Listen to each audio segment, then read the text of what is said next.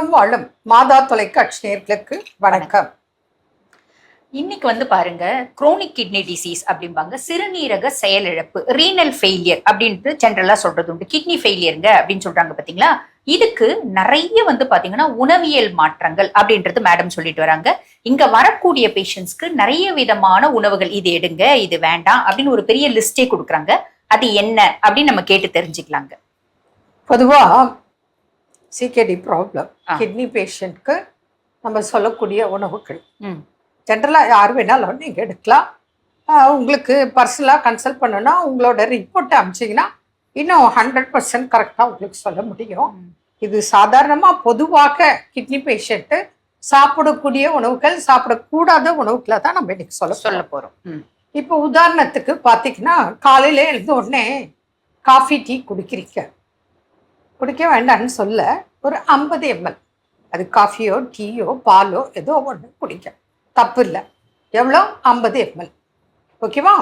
அடுத்தது டிஃபன், இட்லி சாப்பிட்றேன், தோசை சாப்பிட்றேன், பூரி சாப்பிட்றேன், பொங்கல் சாப்பிட்றேன். நான் அதுக்கு வரவே இல்லை, அதெல்லாம் தேவையில்லை, வேற வழி இல்லை, இட்லி சாப்பிட்றேன். ஆனால் அதை விட சிறந்த உணவுகள் இருக்குது, அதைத்தான் இங்கே சொல்ல போகிறோம். ஏன்னா முக்கியத்துவம் நமக்கு டயாலிசிஸ் போகக்கூடாது, கிட்னி மாற்று அறுவை சிகிச்சை செய்யக்கூடாது. அதுதான் நமக்கு கிரியேட்டின் லெவல் குறையணும், அதிகம் ஆகக்கூடாது, அதிகம் ஆகிறத தடுக்கணும். அதற்கேற்ற உணவுகள் அப்படின்னு பார்க்கும்போது ஃப்ரூட்ஸ், பப்பாயா, அதாவது பப்பாளி பழம், அன்னாச்சி பழம், அத்திப்பழம், கொய்யா, மாதுளம், பேரிக்காய், ஆப்பிள், பெரிஸு, ஸ்ட்ராபெரி, ப்ளூபெரி, இதெல்லாம் சாப்பிடலாம். எவ்வளோ? கொஞ்சம் கொஞ்சம் கொஞ்சம். அப்போ இட்லி தோசைக்கு வழி இல்லை, தேவையில்லை. ஏன்னா இட்லி தோசை பெருசு இல்லை, அதுக்கு தொட்டுக்க அடுத்தது கெப்பிக்க. ஏன்னா நம்ம நாக்கு நல்லா சிக்கன் மட்டன் மசாலா அது இது ஊறுகாயெல்லாம் சாப்பிட்டு பழக்கப்பட்ட நாக்கு, புரியுதுங்களா? இப்போ இந்த பழங்கள் சாப்பிடும்போது உப்பு, காரம், புளி, எண்ணெய், நெய், மசாலாக்கு இடமே.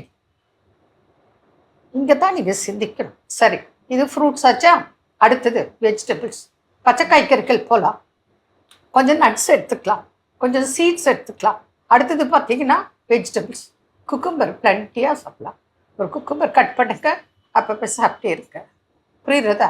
அதுக்கு அடுத்து பார்த்தோன்னா சமைத்த உணவுகள். அப்போ பாரம்பரிய அரிசிகள் சால சிறந்தது. அது உங்களுக்கே தெரியும், பாரம்பரிய அரிசிகள் எவ்வளோ இருக்குது. ஒவ்வொரு நாள் ஒவ்வொரு அரிசியில் கொஞ்சம் பருப்பு, என்ன பருப்பு?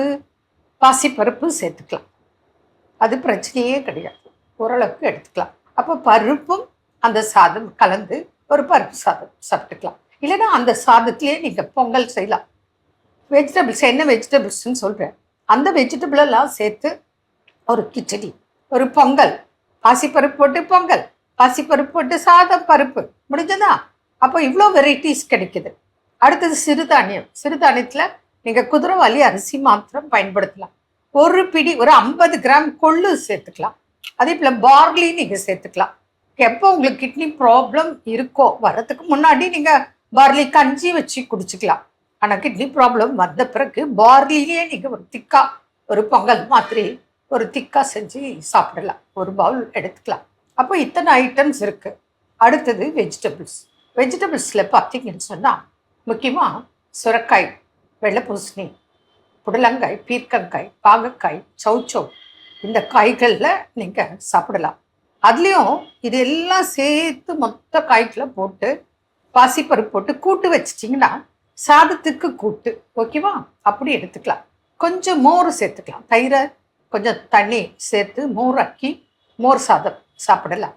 அடுத்தது பார்த்தீங்கன்னா ஃப்ரூட்ஸ் முடிஞ்சது, வெஜிடபிள்ஸ் முடிஞ்சது, ரைஸ் முடிஞ்சது, பருப்பு முடிஞ்சது.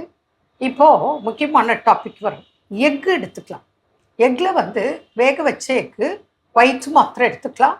அது உங்கள் பாடி வெயிட்டு குறைய குறைய உங்கள் கிட்னி பாதிக்குதுன்னு அர்த்தம். அப்போது யாருக்கெல்லாம் வெயிட் குறையுதோ அவங்க மாத்திரம் ஒரு நாளைக்கு 2 எக்கு எடுக்கலாம். அது கூட வெண்கரு மாத்திரம், பாயில்டு எக்கு, எல்லோ வேண்டாம்.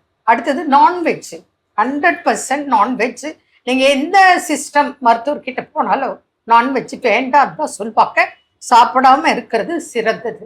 ஏன்னா வெஜ் புரோட்டீன் உங்களுக்கு நல்லது, அனிமல் புரோட்டீன் ரொம்ப இடைச்சல்.